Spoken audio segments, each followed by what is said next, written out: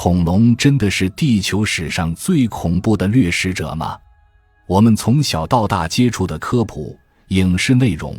几乎都把恐龙塑造成史前世界的绝对霸主，霸王龙的尖牙，迅猛龙的集群战术，好像就是远古生物战斗力的天花板。但如果顺着化石留下的线索往回推演，你会发现一个颠覆认知的事实：早在恐龙踏上陆地之前，海洋里就已经出现了能把猎物碾成碎块的杀戮机器。在恐龙彻底灭绝之后，陆地、沼泽、天空里的掠食者凶残程度和猎杀效率，甚至比恐龙还要高出一个量级。今天我们就拿着现有的化石证据，一层层推理还原那些比恐龙更可怕的远古生物到底是怎么统治各自的时代的。整个过程可能会刷新你对远古地球的认知，看完你就会明白，我们对这个星球曾经的危险程度其实根本一无所知。先从大众认知度最高的巨齿鲨说起，很多人对它的印象停留在比大白鲨大很多的巨型鲨鱼，但我要告诉你，体型只是它最不值得一提的优势。我们先看实打实的化石证据，目前出土的巨齿鲨牙齿化石，最大的单颗高度能超过18厘米，差不多是成年人手掌从手腕到指尖的长度。古生物学家按照现生大白鲨的身体比例推算，成年巨齿鲨的体长在15到20米之间，体重能到50到70吨。这个数字是什么概念？城市里跑的常规公交，长度也就12米左右，一头成年巨齿鲨比整辆公交还要长一大截，体重抵得上10几头成年非洲象。但光有大体型，成不了统治海洋数百万年的顶级掠食者。真正让巨齿鲨站在食物链顶端的，是它一套演化到极致的捕猎逻辑，精准到近乎冷酷。首先是咬合力，科学家通过颌骨力学模型测算，巨齿鲨的咬合力最低值在18万牛，极限个体能达到18万牛以上。这个数值你可能没什么概念，我们换个生活化的对比，现在陆地上咬合力最强的成年河马，咬合力大概是2200牛，公认的湿地霸主湾鳄，最大咬合力也就6万牛左右。换句话说，巨齿鲨一口下去的力量，相当于10几头湾鳄同时咬合在同一个点上。别说是同期原始鲸类的骨骼，就算是家用轿车的金属车架，它一口下去也能直接咬变形，甚至直接咬断。但最让人细思极恐的是，它根本不用靠蛮力硬拼。你去看世界各地出土的和巨齿鲨同期的鲸类化石，上面的咬痕分布特别有规律，几乎所有致命伤都集中在胸鳍、尾鳍的位置，躯干上反而很少有直接的咬痕。这说明什么？说明巨齿鲨从一开始就没打算靠一口咬死猎物，它的目标非常明确，先废掉猎物的行动能力。它会从深海缓慢上浮，靠着深色的背部隐藏自己，悄无声息地靠近猎物，算好角度和距离之后，突然加速冲上去，精准咬碎猎物的鱼鳍和尾鳍。这两个部位是鲸类转向推进的核心器官，一旦被咬碎，猎物别说逃跑，连保持平衡都做不到，只能在水里慢慢打转。之后巨齿鲨就不着急了，它会退到安全距离，慢悠悠地跟在猎物后面，等着猎物失血过多，彻底失去反抗力，再上前进食。整个过程它几乎不会消耗多余的体力，也不会因为猎物挣扎而受伤，把能量效率算到了极致。我自己一直觉得掠食者的恐怖分两种，一种是张牙舞爪的蛮力，看着吓人，但你还有机会跑；另一种就是巨齿鲨这种冷静、精准、有规划，它从盯上你的那一刻起就已经算好了你所有的逃生路线。你甚至都不知道它什么时候出现的，等你反应过来，已经失去了逃生的可能。而且你别忘了，它的猎物本身也不是软柿子。当时海洋里的原始鲸类，很多体长都超过10米，力量充沛，尾巴一甩就能给掠食者造成重伤。可在巨齿鲨的战术面前，这些自保能力几乎形同虚设。化石上那些规整的咬痕，就是它这套狩猎体系最好的证明。它不是在乱咬，它是在有计划地拆解猎物。如果说巨齿鲨的猎杀是精打细算的致残消耗流，讲究用最小的代价换最大的收益，那接下来这位就是完全相反的路线，极致暴力，一击秒杀。它出现在距今3.6亿年前的泥盆纪海洋，比第一只恐龙登上陆地还要早整整1亿多年。它就是邓氏鱼。很多人第一次听到这个名字，会觉得这不就是一种远古的鱼吗？能有多可怕？但如果你把它的身体结构拆开来看，会发现它根本不是传统意义上的鱼，更像是一台装了生物动力的重型液压舰。邓氏鱼最特别的地方是它没有我们现在认知里的牙齿，它头部的前半部分是厚重的骨板和头骨完全融合在一起的，上下颌的骨板边缘被磨得锋利无比，就像2把对接的钢刃。它的颌部开合速度快到什么程度？毫秒级。你眨一下眼睛的时间，它已经完成了张嘴、咬合、切碎猎物的全过程，猎物甚至都来不及产生痛觉，就已经被切断了。关于它的咬合力，目前学界的测算结果是平均6000牛左右。单看数字好像比巨齿鲨小很多，但你要结合它的体型来看，邓氏鱼的普遍体长在6到10米，体重接近1吨，在它的体型量级里，这个咬合力已经是碾压级的存在了。打个比方，就相当于把工厂里用来剪钢板的液压剪缩小之后安在了一条鱼的脑袋上，不管你身上的甲壳有多厚，肌肉有多结实，到它嘴里都是咔嚓一下直接切断碾碎。泥盆纪的海洋是什么样的？那时候水生生物刚演化出硬质甲壳没多久，海里到处都是披着厚重外骨骼的鱼类和节肢动物，普通掠食者啃半天都啃不破防御。邓氏鱼的出现相当于直接打破了这场防御和攻击的军备竞赛。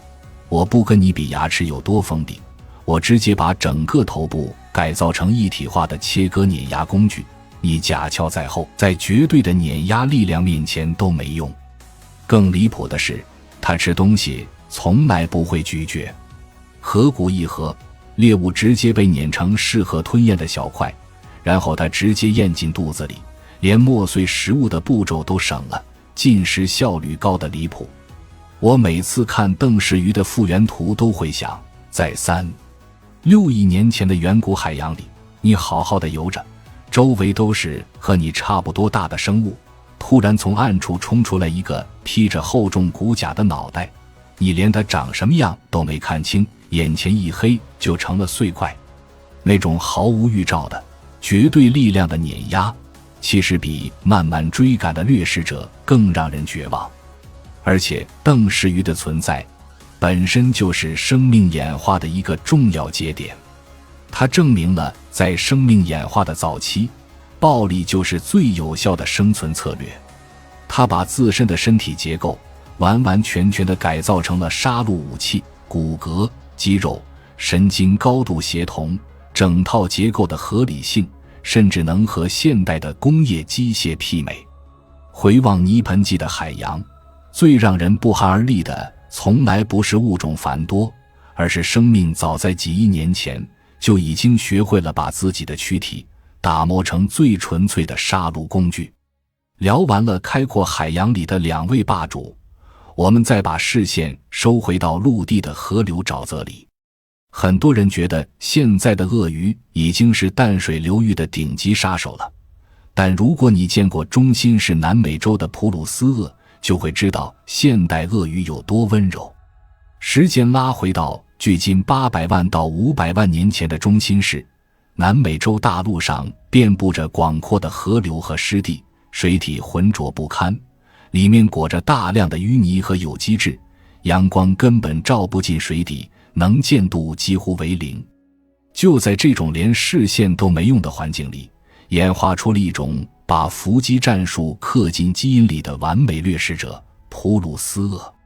我们先看体型数据，目前出土的普鲁斯鳄头骨化石最长的接近2米，按照现代鳄类的身体比例推算，成年个体的普遍体长在10到12米，极限生长的个体甚至能接近13米，体重超过5吨。现在地球上最大的湾鳄体长也就6-7米，体重1吨出头。普鲁斯鳄的体型差不多是2条半成年湾鳄叠在一起的大小，光是脑袋就比一个成年人还要高。但体型从来不是它最恐怖的地方，真正让它成为南美河流噩梦的是它和环境完美绑定的狩猎方式。在那种浑浊到伸手不见五指的水域里，视觉基本是废的，靠追逐捕猎根本不可能。普鲁斯鳄的解法很简单，极致静止。它可以趴在水底的淤泥里几个小时一动不动，连代谢速率都降到最低，最大限度地节省体力。它的身体颜色和水底的淤泥几乎融为一体，哪怕离你只有几米远，你也根本发现不了。只要有大型动物走到河边喝水，或者有生物游到它的伏击范围里，它会瞬间从淤泥里弹射出去，张开巨嘴一口咬住猎物。它的咬合力测算超过2万牛，咬上去之后就再也不会松口，粗壮的四肢和尾巴发力，硬生生把猎物往深水里拖。很多人以为猎物是被咬死的，其实根本不是。被拖进浑浊深水的猎物，首先会因为突然进入黑暗环境而彻底迷失方向，紧接着淤泥和脏水会呛进呼吸道，再加上普鲁斯鳄的死亡翻滚，猎物最后往往是窒息而死的。和巨齿鲨的快速致残，邓氏鱼的瞬间秒杀都不一样，普鲁斯鳄的猎杀是一场漫长的无处可逃的折磨。它掌控着死亡的节奏，不慌不忙地把猎物拖向深渊，你能清晰地感受到生命在一点点流失，却什么都做不了。我一直觉得这种掠食者最能勾起人骨子里的恐惧，因为它藏在你看不见的地方，平静的水面之下可能就是它的血盆大口。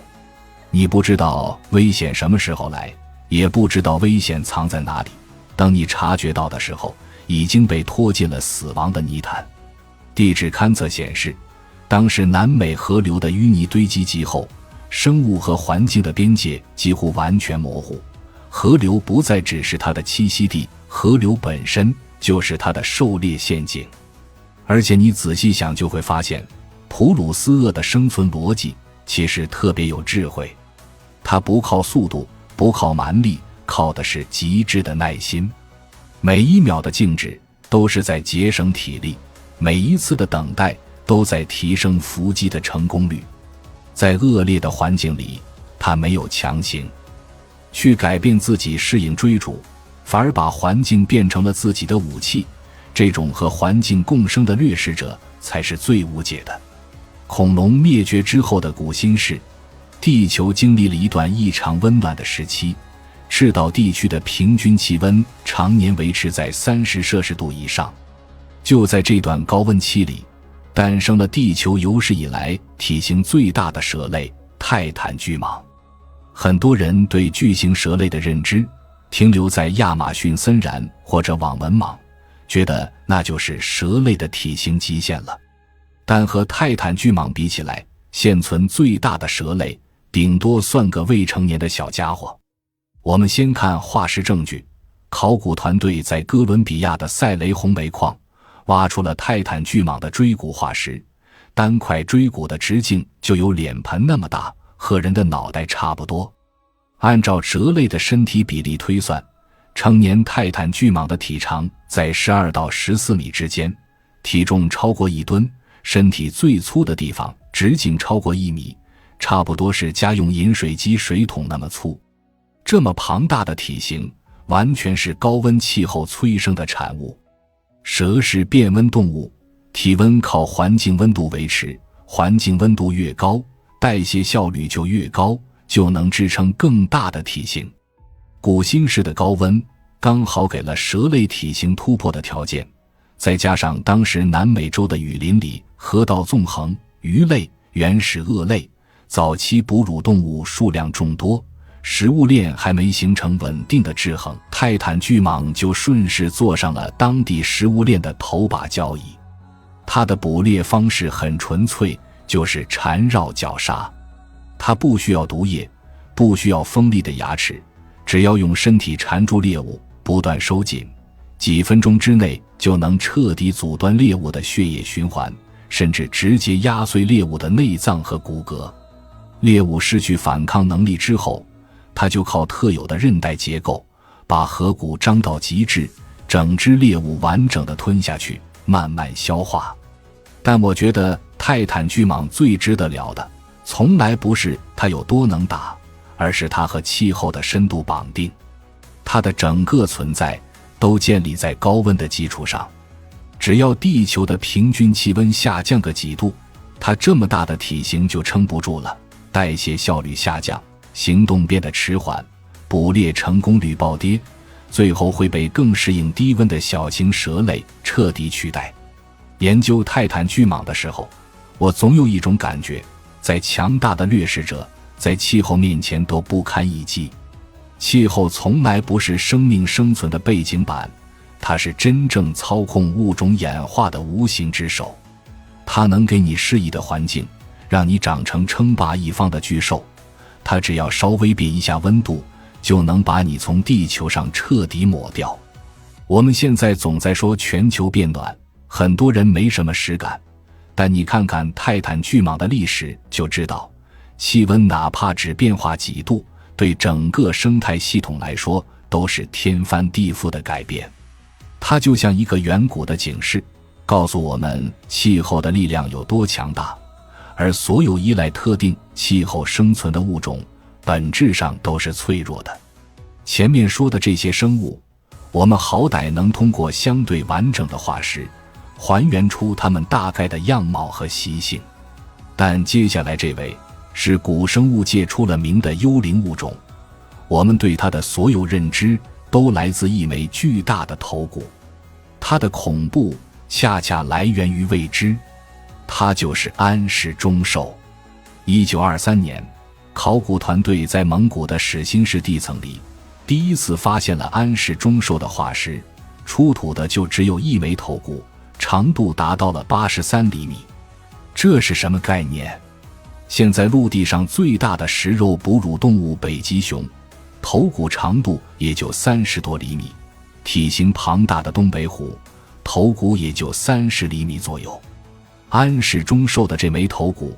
比2个北极熊头骨加起来还要长，是目前人类发现的体型最大的食肉哺乳动物头骨。光看这枚头骨，你就会忍不住想象，脑袋都这么大了，它完整的身体该有多庞大。但这就是研究的难点所在。从1923年到今天100多年过去了，我们再也没找到过安氏中兽的四肢、脊椎、肋骨化石，它的身体结构到底是什么样的，至今都是个谜。现在主流的复原模型推测，它的体长大概在3到4米，常规体重800公斤，极限个体能超过1吨，但这些都只是推测，没有实锤。从牙齿和颌骨的结构来看，它的咬合力非常强，既能啃食鲜肉，也能咬碎骨骼，甚至能啃食带壳的生物。也正因为如此，学界对它的生态位一直争论不休。有人觉得它是主动捕猎的顶级掠食者，靠体型和力量碾压猎物；也有人觉得它其实是食腐为主的机会主义者，很少主动捕猎，靠着庞大的体型抢别的掠食者的猎物，或者捡食腐肉为生。两种说法都有化石证据支撑，但又都没法完全证实。而这种不确定性，恰恰是它最有魅力，也最让人觉得恐怖的地方。我一直认为，已知的恐惧永远有上限，未知的恐惧才没有尽头。你看着那枚巨大的头骨，会忍不住去脑补它活着时候的样子。它是长着粗壮四肢，奔跑起来地动山摇的猎手，还是拖着笨重的身体在草原上四处游荡的清道夫？他的捕猎方式是什么样的？他的天敌是什么？每多一个疑问，就多一分想象空间，而人类的想象力总能在空白里勾勒出比真实情况更惊悚的画面。其实安世忠寿更像一个提醒，他提醒我们，古生物研究从来不是把历史空白填满那么简单，更多的时候，我们要直面那些永远无法完整还原的谜团。地球生命史长达几十亿年，能变成化石保存下来的生物万中无一。我们现在知道的所有远古物种，不过是生命长河里的零星碎片，还有太多太多的生命来过、繁盛过，最后消失得无影无踪，什么都没留下。承认未知，其实才是研究古生物最该有的态度。而那些空白里藏着的奥秘，才是最让人着迷的地方。我们再把时间往回拨到距今3.9亿年前的泥盆纪。很多人不知道，在鲨鱼、硬骨鱼这些脊椎动物称霸海洋之前，海洋里的顶级掠食者其实是节肢动物，而其中最具代表性的巨型种类就是一只后。说出来你可能没概念，换个通俗的说法，它就是一种体长能到2.5米的巨型海蝎子，是有史以来体型最大的节肢动物之一。2.5米是什么概念？差不多是一个成年男性的身高。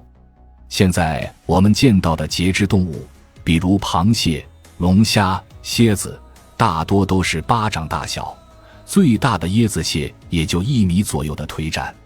可在3.9亿年前的海洋里，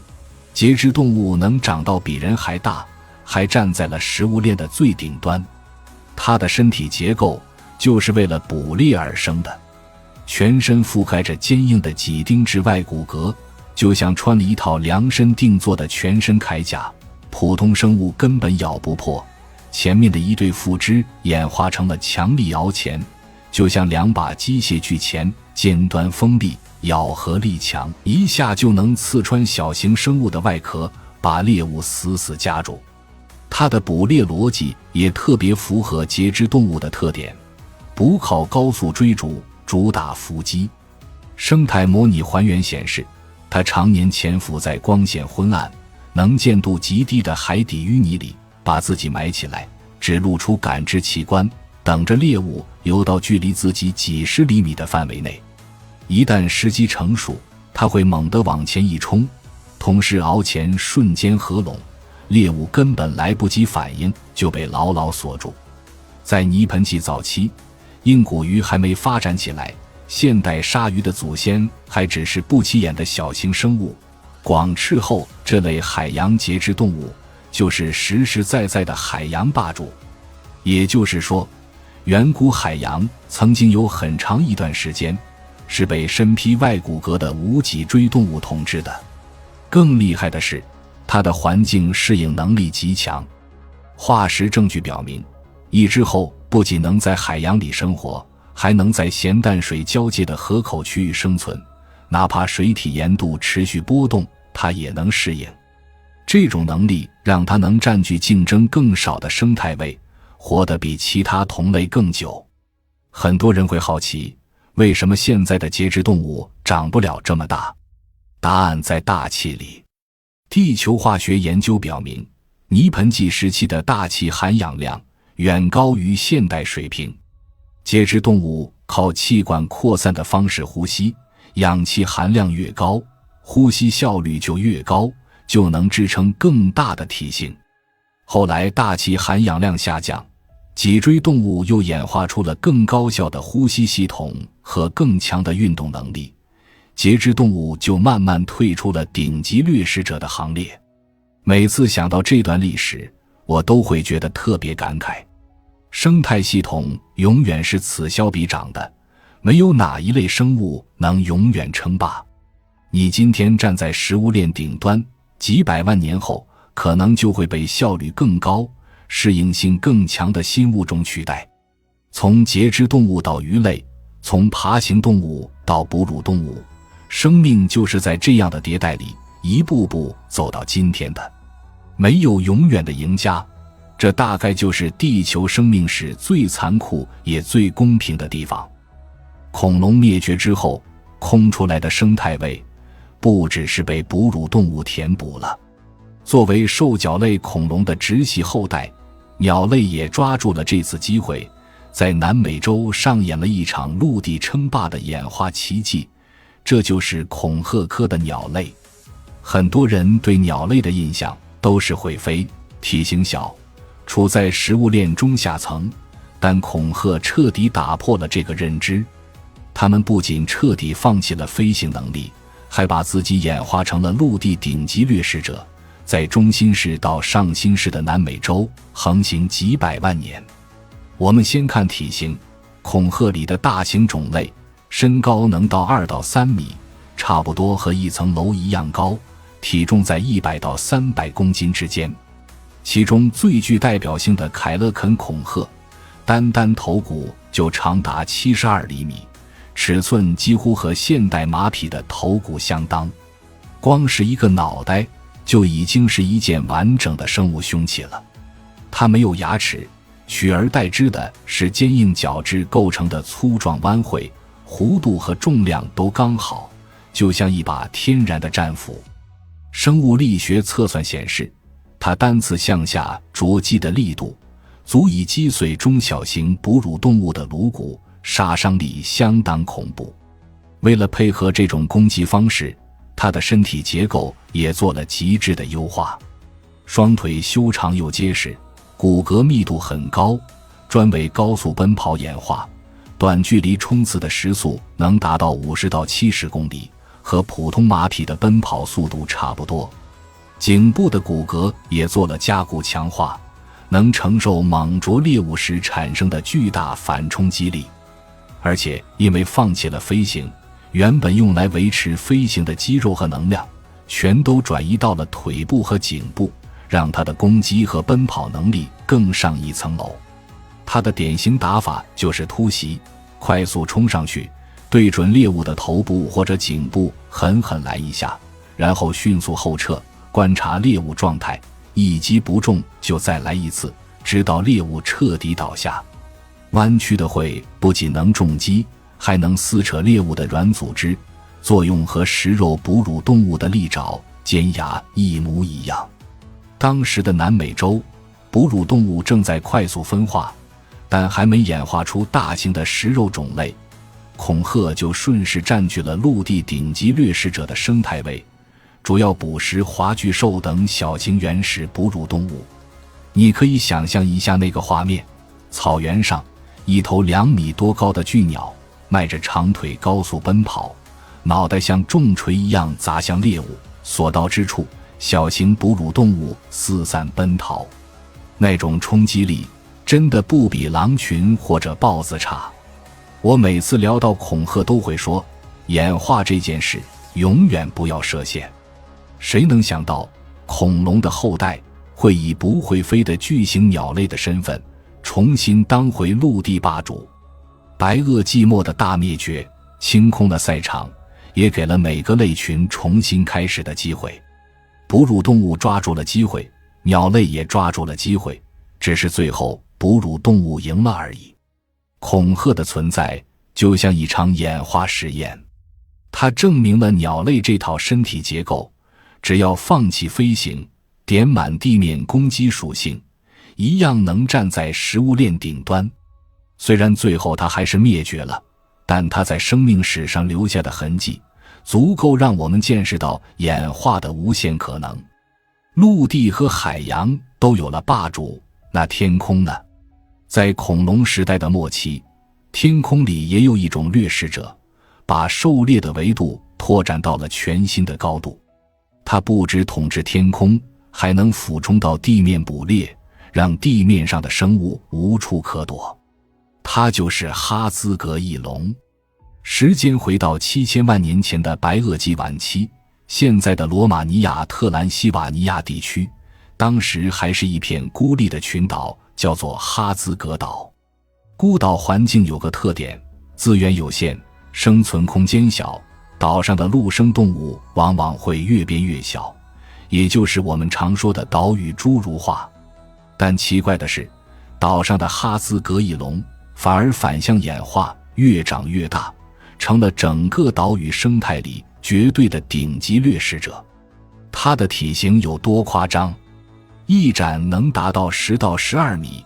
差不多和一架小型民用飞机的翼展一样宽。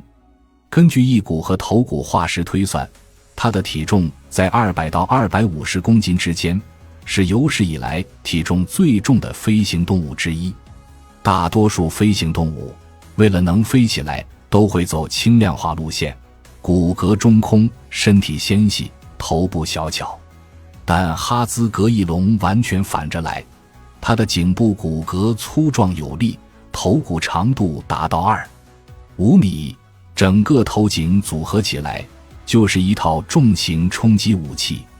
生物力学分析显示，它不需要像现代猛禽那样从高空高速俯冲，只需要低空飞行，靠着自身的体重和颈部的力量，往下一着一撞，就能击倒中小型生物。它的颌骨扩张幅度很大，吞咽能力极强，能吞下体型远超其他飞行动物的猎物。你想想，在那座孤岛上，地面上的动物本来就不大，还要时刻提防天上。不管你躲在灌木丛里，还是待在开阔平原，都不安全，因为它在天上能看得清清楚楚，随时能冲下来给你致命一击。地面是2维的，天空是3维的，它占据了更高的维度，猎物就根本无处可逃。很多人会问，这么大的翼龙是怎么飞起来的？其实是多重条件叠加的结果。首先，它的骨骼虽然中空，但结构经过了强化，既轻又结实。其次，它的胸部肌肉非常发达，能提供足够的起飞动力，再加上白垩纪时期的大气密度比现在更高，能给翅膀提供更大的升力。种种条件加在一起，才支撑起了这种巨型飞行动物的存在。我一直觉得哈兹格翼龙最恐怖的地方是它打破了空间的庇护感。在它出现之前，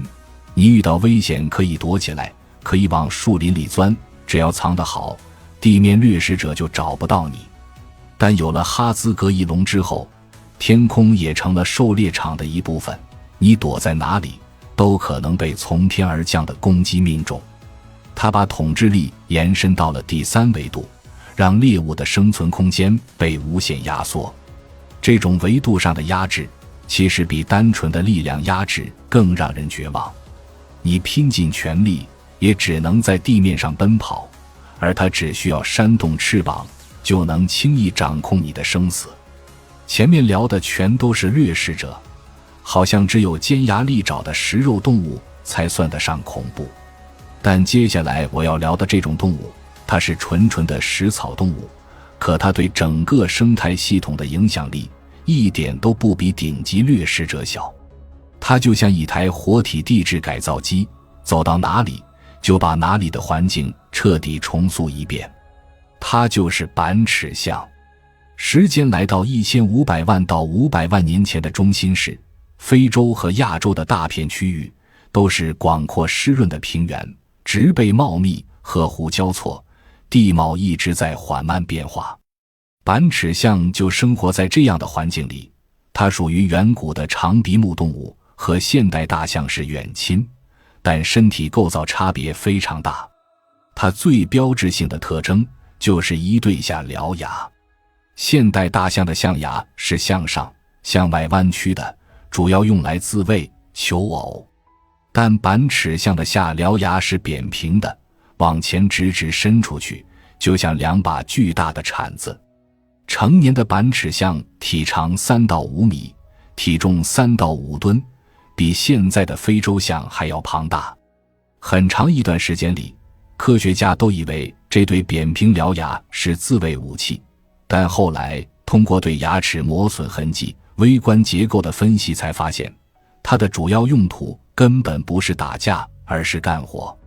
它可以用这对铲子一样的獠牙切割柔软的水生植物，挖掘河岸的淤泥，刨开土层，寻找地下的根茎和块茎，功能特别多。那它的生态影响力体现在哪里呢？我们可以拿现代非洲象做对比，一头成年非洲象一天能吃掉150公斤左右的植物，一群大象走过就能吃掉大片植被，踩出小路。而板齿象体型更大，食量也更大，再加上它有铲、刮、刨这些进食手段，对环境的改造能力比现代大象还要强得多。单头板齿象从林间穿过，就能用獠牙和身体开辟出几十米长的通道，让阳光照到地表。几十头板齿象组成群体迁徙，整片区域的植物群落结构、小型水系的走向、地表的光照条件都会被彻底改变。它们吃掉大量植被，开辟出开阔空地，改变局部的小气候，甚至能间接影响其他物种的分布和数量。很多人会问，食草动物而已，能有多恐怖？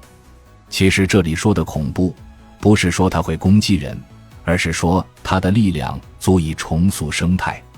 它不只是生态系统里的消费者，更是整个生态的塑造者。它决定了哪些植物能活下来，决定了空地的分布，决定了小型动物的栖息环境，间接决定了整个生态系统的能量分配方式。我一直觉得这是生命很有意思的一个地方。顶级掠食者的影响往往是直接的、血腥的，但影响范围和深度有限，而大型食草动物的影响是缓慢的、潜移默化的，但却能从根本上改变一整片栖息地的面貌。有时候温和的力量反而比暴力的力量更深远。板齿象不会主动猎杀任何动物，但仅凭生存和进食就能彻底改写周遭的世界。从这个角度来说，它带来的生态级别的威胁其实比单一的掠食者要大得多。最后，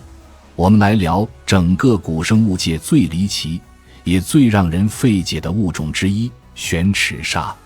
如果说安氏中兽是只留下了头骨的谜团，那玄齿鲨就只留下了一套牙齿，剩下的所有信息全都是谜。目前我们找到的玄齿鲨化石就只有一套奇特的齿旋，牙齿螺旋状排列，一圈一圈卷起来，就像一张卷曲的生物锯片。这些化石距今大概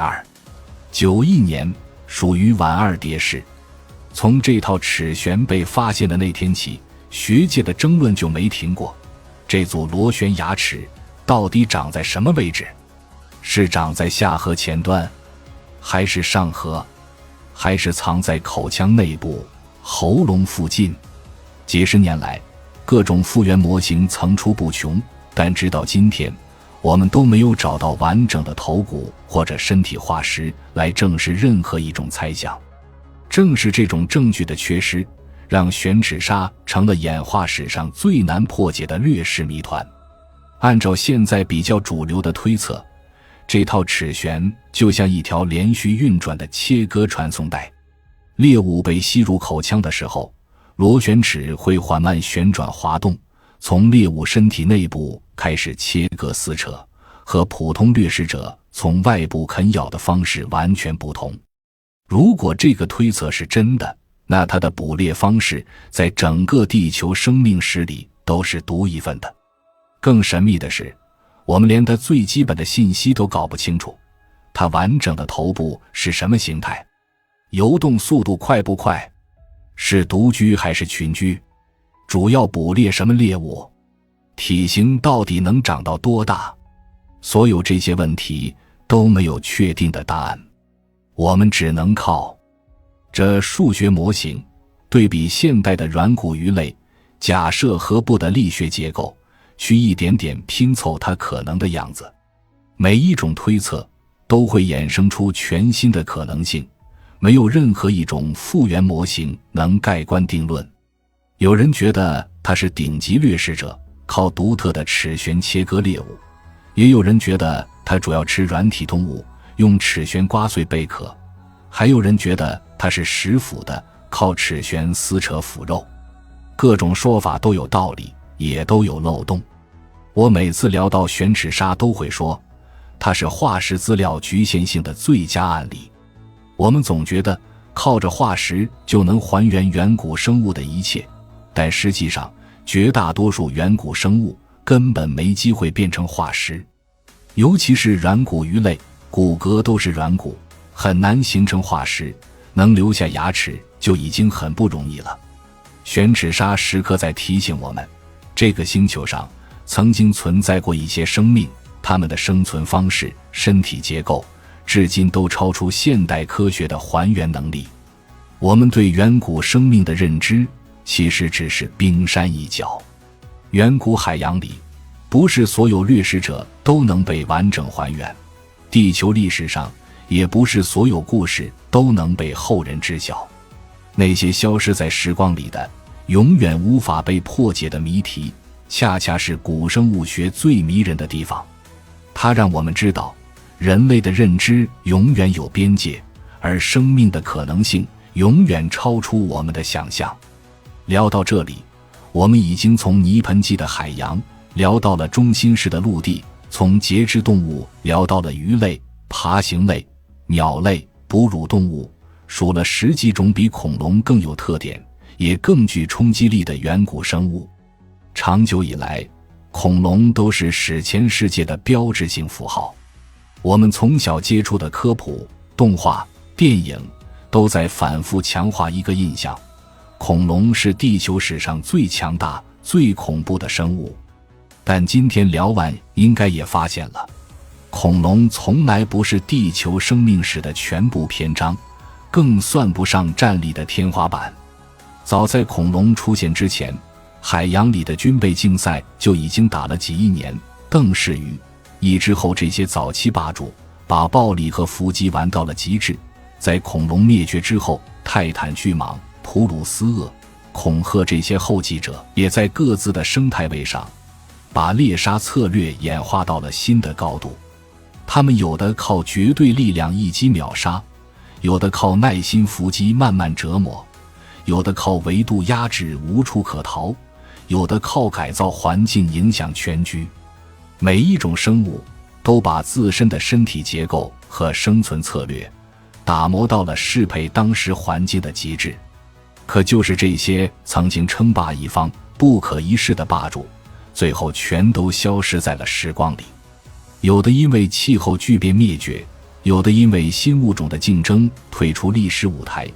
有的因为环境改变慢慢消亡。它们在地球上存在了几百万年甚至上千万年，最后留下的不过是岩层里的几块化石。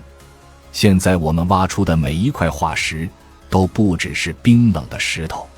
它们是曾经鲜活的生命，是残酷生存竞争的见证者，是一个个王朝兴衰的证明。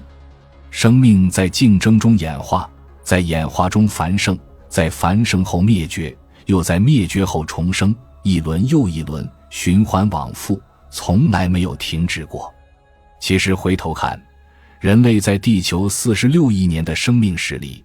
不过是刚刚登场的新成员。我们总觉得自己掌控了这个星球，改造了环境，站在了食物链的顶端。可和那些曾经称霸千万年的远古巨兽比起来，我们的历史短的几乎可以忽略不计。